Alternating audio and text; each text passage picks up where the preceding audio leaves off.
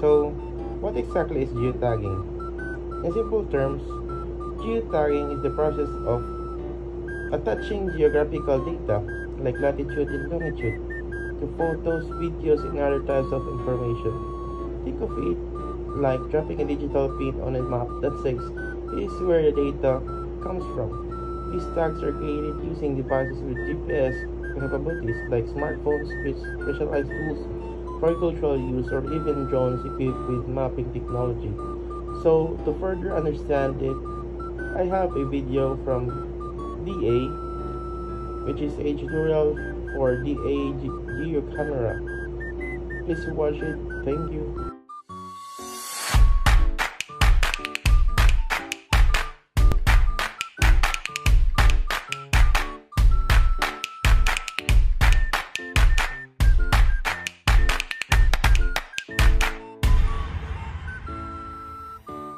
The ginagamit natin geotagging tool ngayon ay ang DA Geo Camera.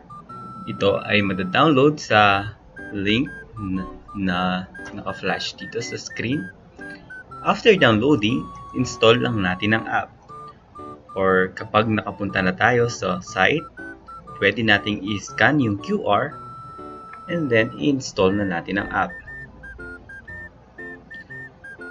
Para magamit na natin ang DA Geo Camera, dapat nating i-turn on ang GPS o location setting ng ating smartphone. Ganito ang ating makikita kapag hindi pa nakakasense ng malakas na satellite signal ang ating smartphone. Wala tayong makikitang GPS date and time, coordinates at accuracy. Hindi rin natin makikita ang start camera option ng application. Ganito naman ang ating makikita kapag ready na ang ating application. Para mag-start, i-press lang natin ang start camera. Pagka-press natin sa start camera, ganito ang magiging display sa ating smartphone. Meron siyang option para sa new project, validation shutter, equipment shutter, and MTQC shutter.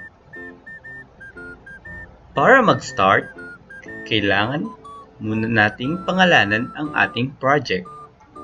Ilagay natin dito ang nais nating pangalan ng folder. Dito, papasok ang mga na-capture nating geotag images. For the full video of this tutorial, you can watch it on the 5th episode of geotagging.